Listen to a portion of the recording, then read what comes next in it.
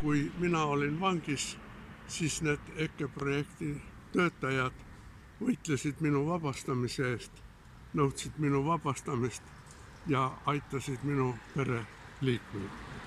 Et on head mälestused siit majast. Ja siit majast on hea.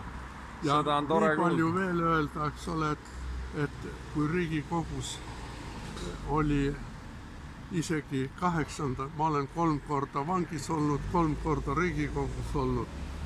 Ja kui oli Riigikogu 7. koosseis, siis oli seal kõige vähem punaseid, aga Hakkas suurenema vaikselt. hakkas suurenema ja tookord, eks ole, oli ka seal punaseid isegi 7. rohkem kui siin EKE-projektis.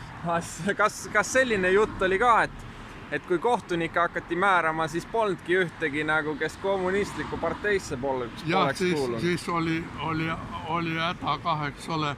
Noh, see on omaette juriidiline ja pikk ja keeruline teema. Las ta jääb, jah? No tore. Nii, tore. Oleme